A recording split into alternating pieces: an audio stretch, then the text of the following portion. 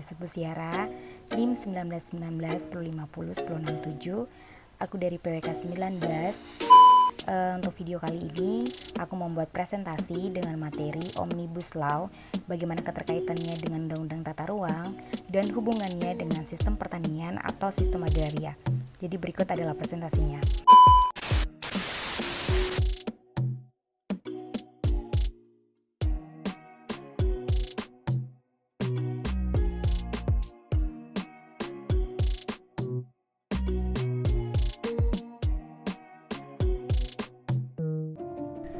Akhir-akhir ini satu Indonesia lagi panas ngomongin satu masalah yang sama, Undang-Undang Omnibus Law Cipta Kerja. Di jalanan rakyat turun demonstrasi, di media sosial kita perang melawan misinformasi, dan pastinya di tengah-tengah kekacauan ini banyak orang jadi bertanya, kenapa pemerintah bersikeras pengen nerapin undang-undang ini? Dan apa tujuan Omnibus Law ini sebenarnya? Oke, kalau pemerintah ditanya kayak gitu, jawabannya pasti satu. Untuk ngebuat Indonesia jadi negara maju. Karena menurut World Bank, kekayaan negara itu kebagi jadi 4 level ini.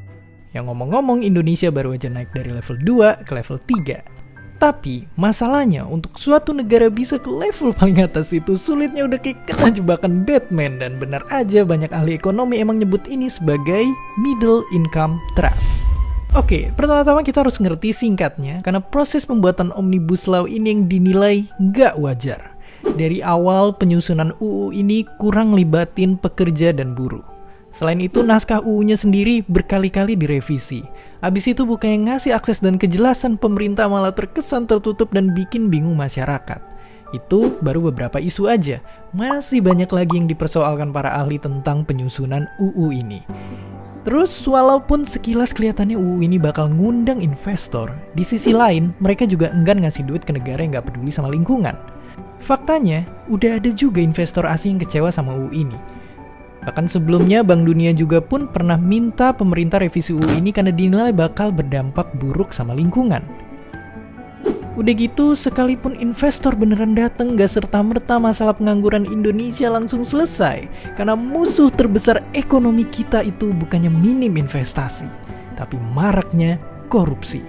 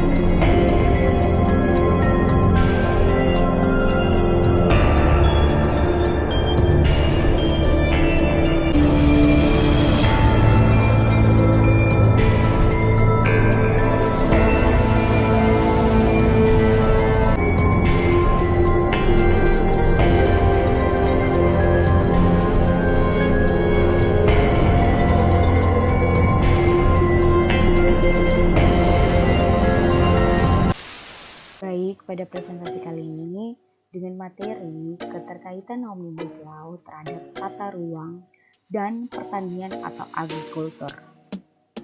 Di sini ada asal Omnibus Law dan pengertian menurut para ahli. Secara harfiah, kata omnibus berasal dari bahasa Latin, omnis yang berarti banyak, menyesuaikan dengan definisi yang ada. Jika dikontekskan dengan undang-undang, maka dapat dimaknai sebagai penyelesaian berbagai pengaturan sebuah kebijakan tertentu. tercantum dalam berbagai undang-undang ke dalam satu payung undang-undang. Omnibus Law menurut para ahli, yang pertama Fitri Safitri, menjelaskan Omnibus Law merupakan sebuah undang-undang yang dibuat untuk menyasar isu besar yang ada di suatu negara. Undang-undang ini dimaksudkan untuk merampingkan regulasi dari segi jumlah dan menyederhanakan peraturan agar lebih tepat sasaran. Audrey O'Brien 2009 mengatakan, Omnibus Law adalah suatu rancangan undang-undang yang mencakup lebih dari satu aspek yang digabung menjadi satu undang-undang. Menurut Barbara Sinclair tahun 2012, Omnibus Law merupakan proses pembuatan peraturan yang bersifat kompleks dan penyelesaiannya memakan waktu lama karena mengandung banyak materi meskipun subjek, isu, dan programnya tidak selalu terkait.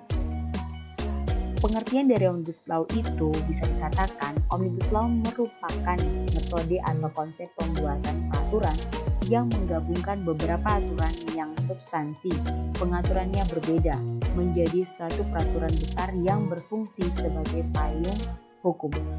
Dan ketika peraturan itu diundangkan berkonsekuensi mencabut beberapa aturan hasil penggabungan dan substansinya selanjutnya dinyatakan tidak berlaku, baik untuk sebagian maupun secara keseluruhan. Kemudian dalam Omnibus Law RUU Cipta Kerja ini ada 11 klaster yang dibahas. Yang pertama, penyederhanaan perizinan tanah, kedua, persyaratan investasi, ketiga, ketenagakerjaan, 4, kemudahan dan perlindungan UMKM, 5. Kemudahan berusaha, 6. Dukungan riset dan inovasi, 7. Administrasi pemerintahan, 8. Pengenaan sanksi, 9. Pengendalian lahan, 10. Kemudahan proyek pemerintah, 11. Kawasan ekonomi khusus. Kemudian ada dampak yang ditimbulkan oleh Omnibus Law bagi Undang-Undang Tata Ruang. Pada pembahasannya, Omnibus Law ini mendapatkan pro dan kontra yang mana dari segi pandangan dilihat bahwa Omnibus Law ini dapat memberikan dampak baik bagi negara dalam bidang ekonomi, yang mana tujuan dari pembentukan Omnibus Law ini untuk mempercepat dan membantu investasi dari perusahaan-perusahaan dalam maupun luar negeri. Tetapi, tidak banyak juga yang menganggap hal ini benar, sebab menurut pandangan sebagian masyarakat Indonesia, bahwa Omnibus Law ini telah dan bisa menghancurkan kehidupan masyarakat kecil, terutama banyaknya terjadi kesimpangan. Dalam hal ini, ada terjadinya keterkaitan antara Omnibus Law dengan Undang-Undang Tata Ruang yang memberikan dampak bagi aturan-aturan yang ada di dalam Undang-Undang Tata Ruang. Undang-Undang Omnibus Law Cipta Kerja telah merombak sejumlah ketentuan dalam Undang-Undang Nomor 26 Tahun 2007 tentang penataan ruang alias Undang-Undang Tata Ruang. Total ada 38 pasal aturan tata ruang yang diubah, dihapus maupun ditambahkan.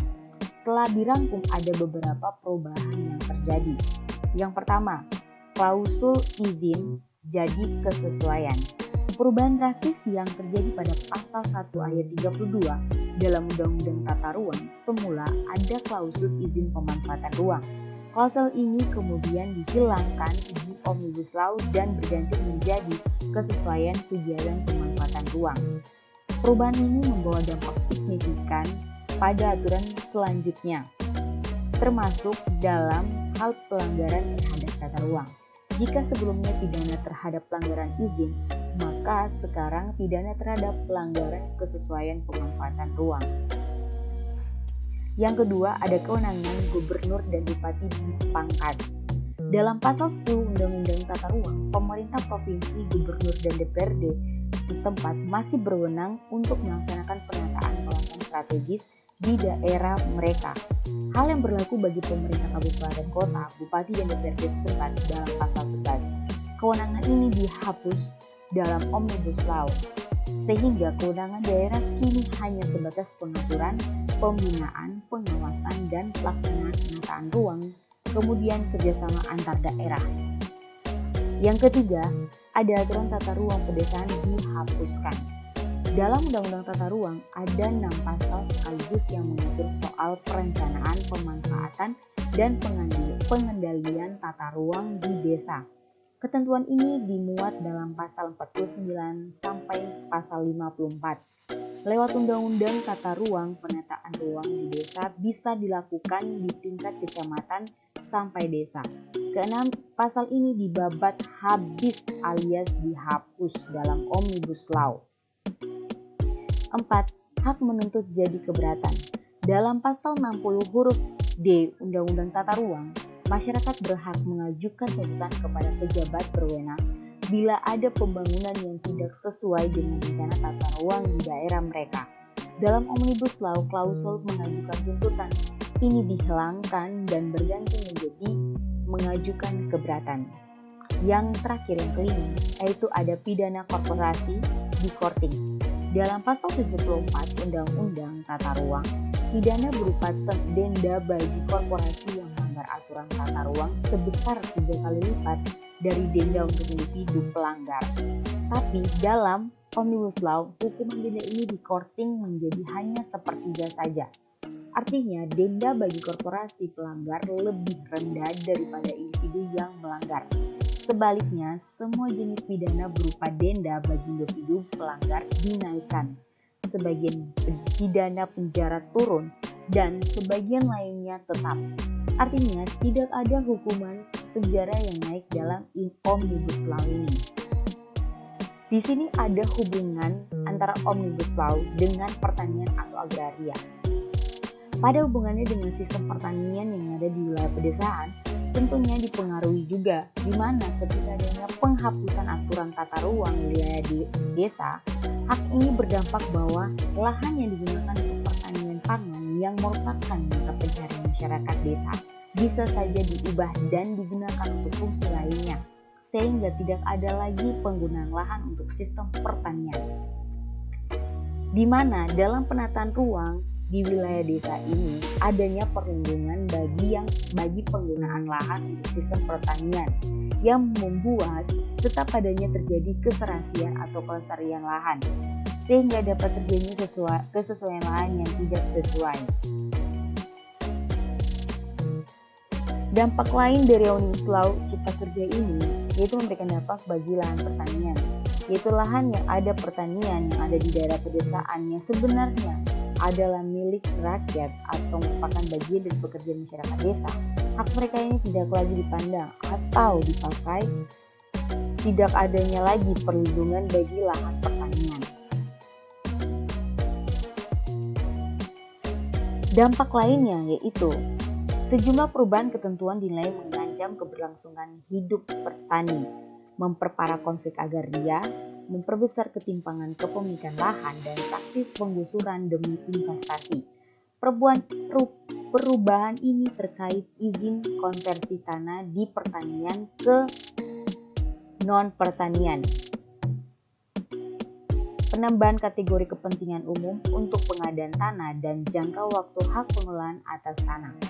Demi investasi non-pertanian, RUU Cipta Kerja bermaksud melakukan perubahan terhadap Undang-Undang Nomor 41 Tahun 2009 tentang perlindungan lahan pertanian pangan berkelanjutan.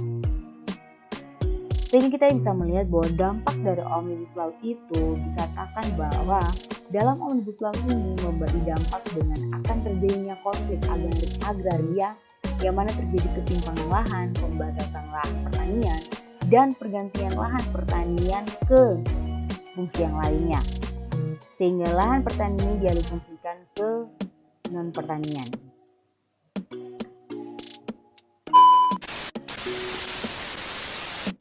Sekian video kali ini. Aku harap dengan ada video ini boleh bermanfaat dan terima kasih karena telah menonton.